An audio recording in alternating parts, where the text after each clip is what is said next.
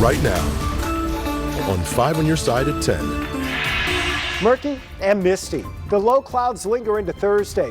When those clouds clear, and the latest update on rain chances for your weekend. A showdown in the Show Me State. Missouri voters have spoken. The reason they may not have the final say on a raise in the minimum wage and guaranteed paid sick leave. Our top story, a former Florissant police officer indicted. This gentleman had a modus operandi. The charges he now faces in federal court. He violated these women's civil rights. That officer is accused of stealing intimate photos from multiple women during traffic stops. Good evening, everyone. I'm Kelly Jackson. And I'm Mike Bush. We first started reporting those accusations 2 months ago. Today, a federal indictment against Julianne Alcala was unsealed. 5 on Your Side's Robert Townsend has poured through those court documents and his reaction from the attorney representing some of the Jefferson County man's alleged victims. Robert. Mike and Kelly, Julianne Alcala has been indicted on 20 misdemeanors and 1 count of felony obstruction of justice in the alleged nude photo scandal. Now tonight, we hear from 2 lawyers who represent several of Alcala's accusers and the Florissant Police Department. This is the 15-page federal indictment filed against former Florissant police officer Julianne Alcala on Wednesday. Alcala is accused of taking naked photos and videos from at least 20 women during traffic stops after asking for their insurance on their phones. These are all real nice, normal people who do what police officers say. Defense attorney Beavis Schock says the incident allegedly occurred between February and May in Florissant. And the way this started was the FBI called the victims, and each victim said, well, I got pulled over and he took my phone back. Schock represents 6 of the women. He learned about the indictment against Alcala on Tuesday. I got a call from the U.S. attorney who knew I was working on the case. That was an inevitable part of the process. He violated these women's civil rights. Alcala is also accused of trying to delete the evidence. He worked at the Florissant Police Department for 11 months before resigning in June. In a statement, the department said, "We are disgusted at this behavior, which is complete betrayal of the values we uphold and in no way reflects the professionalism and integrity of our dedicated officers." Attorney J.C. Pleben said the 4 victims we represent are beginning to see justice work. This is another avenue for these victims to get closure from the trauma they've endured. That he probably had in his mind something about getting power over people. Schock says he expects Alcala to show up with his lawyer and turn himself in to U.S. Marshals by Friday. Turning now to our weather impact forecast, a damp and murky night across the St. Louis region, causing an impact on the roads. Yeah, the bulk of that rain is moving out, but a light drizzle could remain through the morning. Let's get the latest from Chief Meteorologist Scott Connell. And that's basically what we're looking at right now. Patches of drizzle, still a couple of little showers here and there, but that main band of rain has pushed off to the east. Lambert, tonight, things are fairly quiet at Terminal 2 at this point. I just had a plane pull up there at Terminal 2.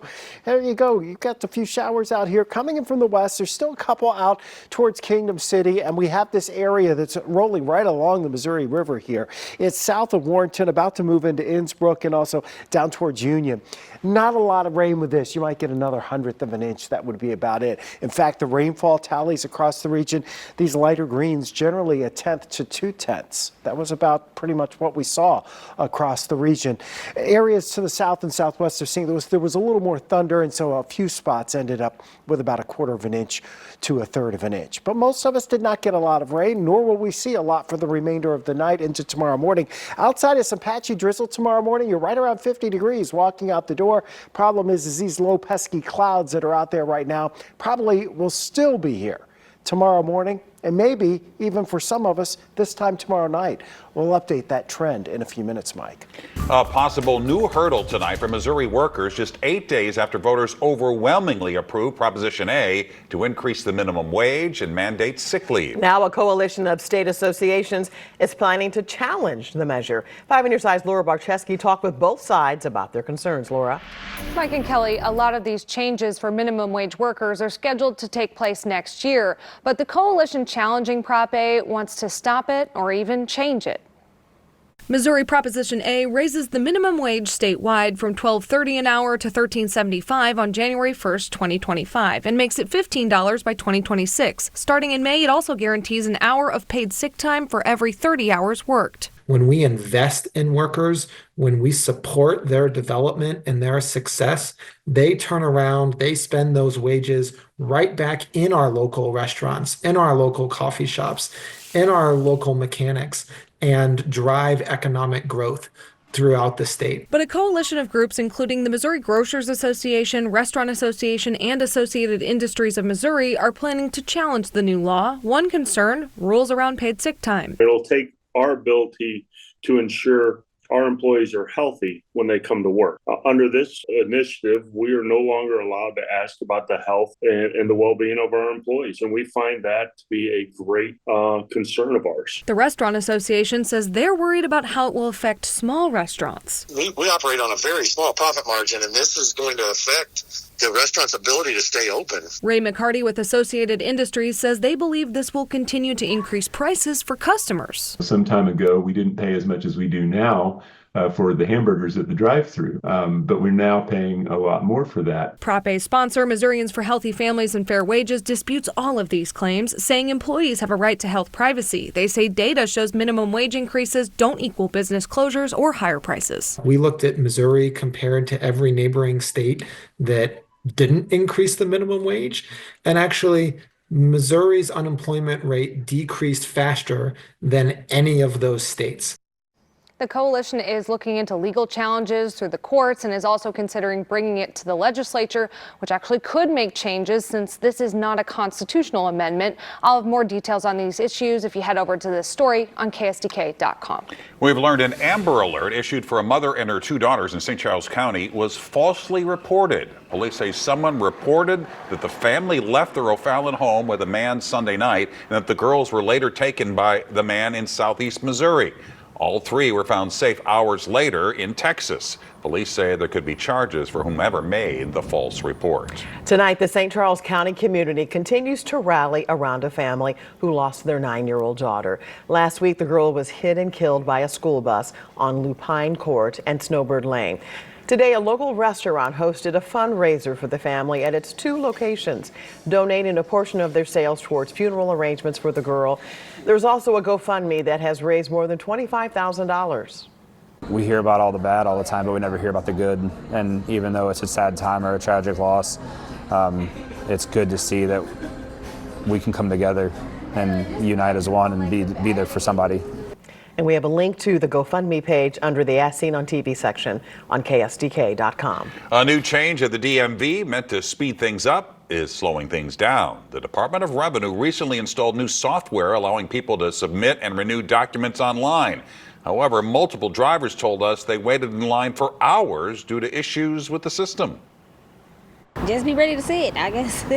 You got to be prepared to sit in the chaos, because right now they can't do nothing about it but work with what they got, and we gonna work with them.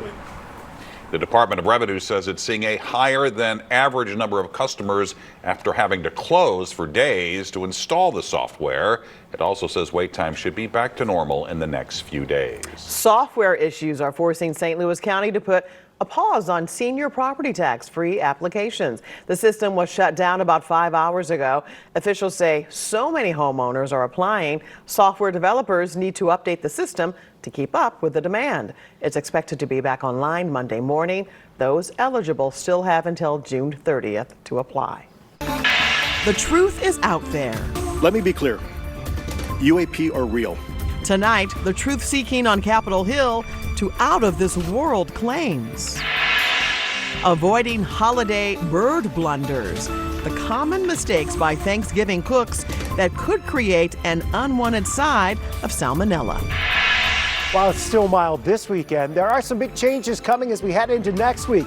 We're tracking those chilly changes ahead of Thanksgiving.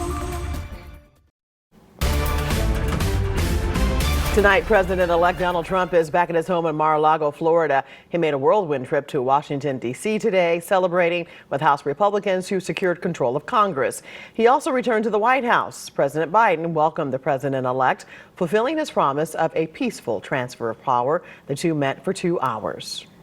And Mr. Trump also made waves with his latest cabinet appointment. Today, he tapped Florida Congressman Matt Gaetz as his nominee for Attorney General. If confirmed, he would lead the same Justice Department, which investigated but never charged him for possible sex trafficking. Missouri Attorney General Andrew Bailey was rumored to be a finalist for the job. New revelations tonight from Capitol Hill on whether we have intelligent alien life here on Earth. I think that what the American people need to know is that the U.S. military and intelligence community are sitting on a huge amount of visual and other information, and it's not those fuzzy photos and videos that we've been given. There's very clear high resolution. Yeah, House Oversight Committee held its second major hearing on unidentified anomalous phenomenon, or UAPs.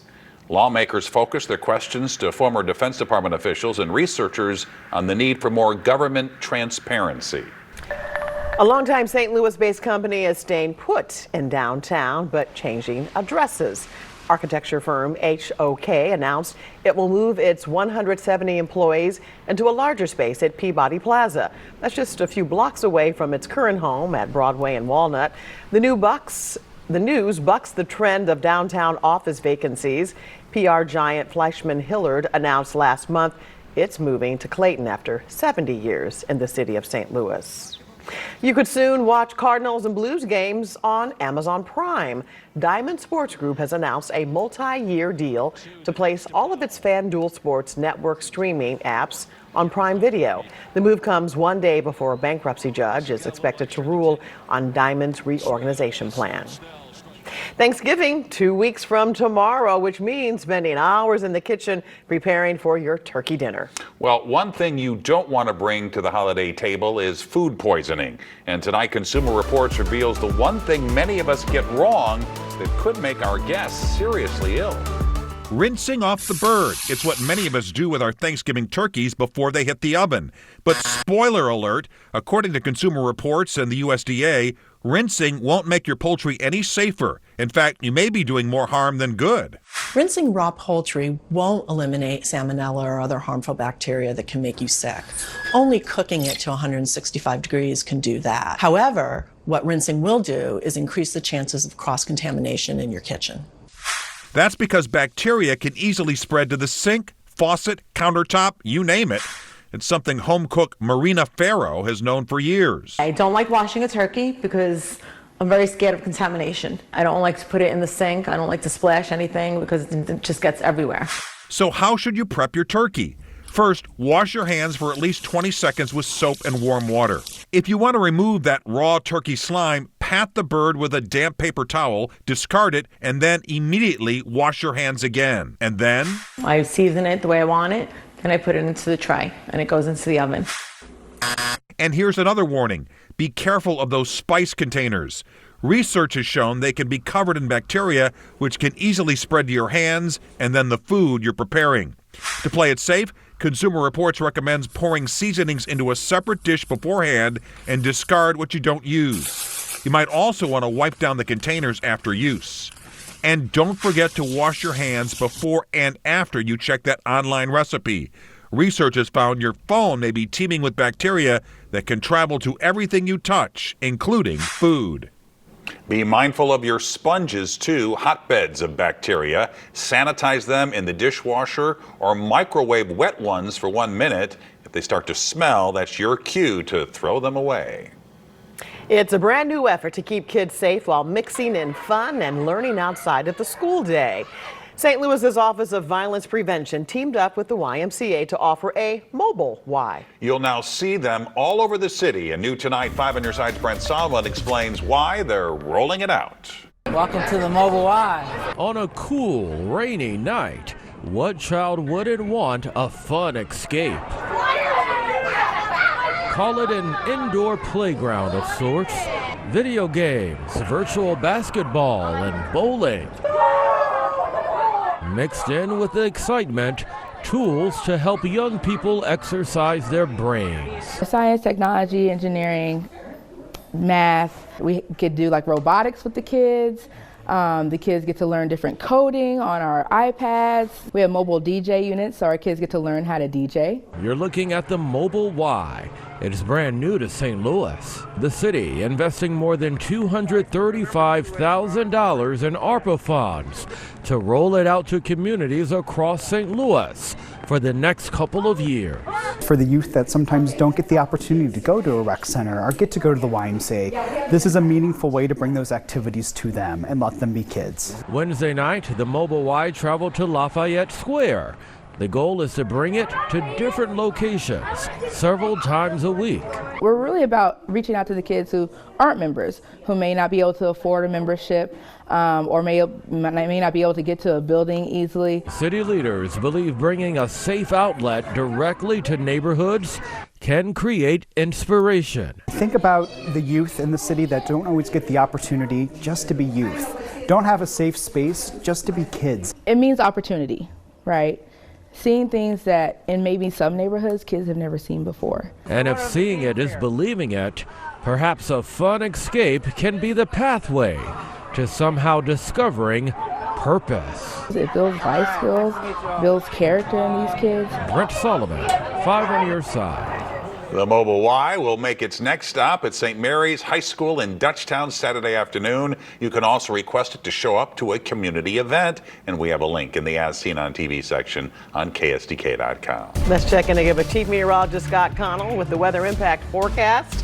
Looking outside in our camera, and we cannot, you can barely see the arch. Right. It's been a murky night out there. It sure has. Those clouds have lowered. You know, they've been thick all afternoon long. We had the showers come through, even some thunder early on. There's not a lot of rain left, but a few more showers still to go. Roads are still damp around the St. Louis area. That's looking out in St. Charles. This is looking down in Arnold right now. Looks like we have a little roadside flashing lights on going there. But at the moment, we are fairly tranquil compared to the big line of showers we had earlier. That line is pressed off to the east. We're still wrapping moisture around though, and we still have a few more showers to get through. Right now, we're holding about steady in the mid-50s. Temperatures haven't moved much at all this evening. Here come the showers rolling in towards New Melle right now, back down towards Washington. They are sliding towards St. Clair. These are very light showers as they push their way towards St. Louis. Doubt you'll add much more than maybe another 100th or two in the rain gauge if one of those goes right over your house. But you can see they're pretty scattered. And that's about it outside of patches of drizzle. And yes, these pesky low clouds that are out there right now. 56 at the moment. We've had 0.11 of an inch of rain in the rain gauge today at Lambert, and at the moment we have a southwest wind. That's going to turn more to the west-northwest as that front moves on through and this whole system kind of spins out of here.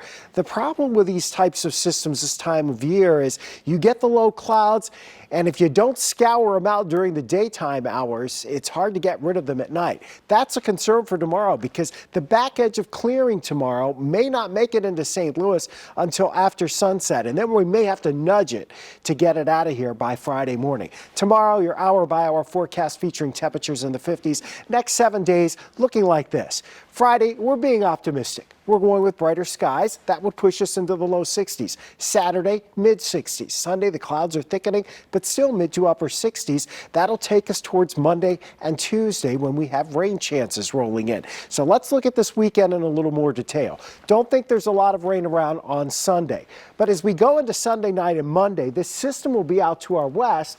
It starts to grow and the area of rain starts to expand. That should move in sometime on Monday and into Monday night where our rain chances here are more widespread. Beyond that, on the backside of this, we're going to be dropping in some of the coldest air we've seen so far this year. A big time dip in the jet stream, which is going to open the door from Canada and allow much colder temperatures to push our way. Highs next Friday, only in the 40s with a lot of clouds. We might actually see a snowflake in some places towards the end of next week.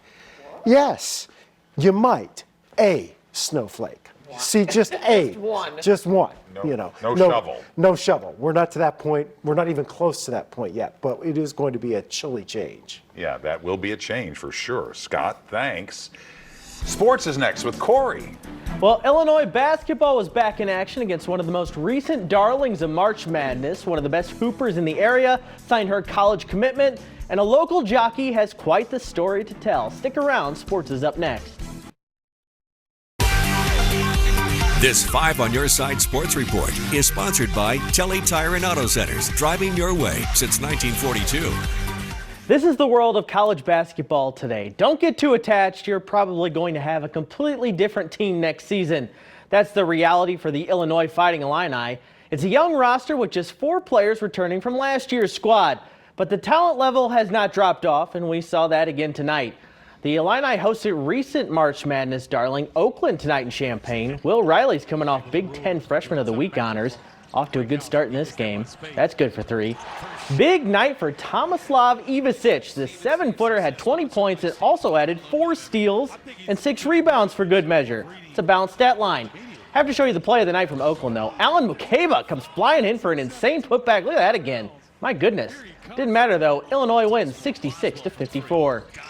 In 3 days, we'll have a much better idea about what kind of bowl game this Missouri Tigers football team could be in line for. With a win over number 23 South Carolina on the road, they are likely still alive for the college football playoff. With a loss, a bid to something like the Citrus Bowl may be the best case scenario. We know the Tigers will be leaning on their big-time receivers once again this week, no matter who's at quarterback. We saw Luther Burden III and Theo Weiss come up with some amazing catches to beat Oklahoma, and going against those star wideouts in practice has helped turn Cahokia native redshirt freshman Nick DeLoach Jr. into a key contributor at cornerback this season. A diverse receiver, and we got all these different receivers. It's just, I feel like it's going against them every day. Like, that's the best competition we got, so it just makes you over-prepared to guard the other receivers. It is district championship week in Missouri high school football. We'll be all over the St. Louis area, bringing you the best of what playoff prep football has to offer. Here's one team that'll be in action. The Gateway STEM Jaguars host Pacific for a district crown. And what a year it has been for the Jags. They are a perfect 10-0 and are holding their opponents to an average of less than 5 points a game. It has been a dream season for the Gateway program, and they want to keep it rolling. First time in school history that the school's been undefeated. And, we've had some good history here, but never a season like this. We haven't made it to a district championship since 2011. And now it's 2024. We're trying to bring that back to life, make Gateway something good again. We've always been a 6-5 team, never been a winning team. So it's just like, it's a new experience to me. It means a lot to me. I want to bring it home. Switching to prep hoops, Jordan Spicer of Lutheran St. Charles won the Gatorade Player of the Year in Missouri last year as a junior. This morning, she signed a letter of intent to play basketball at Kansas State, turning down schools like Iowa, Ohio State, and North Carolina. Spicer was one of the 5 Cougars to make their commitments today. So what kind of player are the Wildcats getting? I'm an exciting player. I'm going to bring a lot of energy to the court, on and off. Just fun to watch and make everyone around me better. And no matter what drill we're doing, Jordan wants to know, how do we win it? How many shots do I have to make? How fast do I have to do this? She is going to compete. I'm working on a fun story for Sports Plus this Sunday. This is Kim Sampson. She recently won her 100th career race as a jockey. This Collinsville native is no stranger to making her way in a male-dominated profession. She was also an iron worker before she retired. The most amazing part about her jockey career, though, she actually quit back in 1983 before picking it back up in her 60s. Well, when I quit riding at the end of October, and I took it from my last win because I think the meet ended shortly after that, within a week. And I won the 6th race back that I rode in 22, and it was 38 years and 180 days. So nobody comes back at 62 years old and goes riding races. She's 65. She's 65 now and has not ruled out coming back for next season to ride a couple more times. We'll look forward to that story on Sunday. Well, dog droppings are a pet peeve for dog owners. The invention dropping out of the sky to do the dirty job. Christmas trees have been the bane of cat owners until now. St. Louis-based Purina has created the Fancy Feast-to-Be tree. The feline friendly Tannenbaum features internal climbing structures, multiple sturdy perches, a tree trunk that doubles as a scratching post, and cat-safe decorations. Only 3 will be given away, and you can register to win until December 3rd on Purina's website. A Minnesota man is taking the stink out of a dreaded chore for dog owners. He invented the Poo Pilot. That's a drone that hovers over the lawn until it detects a dog's droppings, then swoops down and scoops it up. Right now, it's just his pet project that's not yet for sale. I hope it's secure in that little container. Yes. That'd be bad. And hope the drone doesn't go too high and over the neighbors. Exactly. Someone's got to clean the drone, too. Yes, exactly. You know, we'll just hose it down from a distance. All right, weather-wise, we have some rain out there, but not a lot. Just a few scattered showers drifting in from the west. That's about it. And then it's just patchy drizzle as we head into tomorrow morning. And I think that's what you'll see. Just tomorrow morning, clouds and drizzle. And then we're going to get into some warmer weather as we go into the weekend before it gets drastically chilly the end of next week. There you have it, 5 on your side at 10. We're always streaming out 5+. Be sure to start your day with Today in St. Louis beginning at 4 a.m. Have a great tomorrow.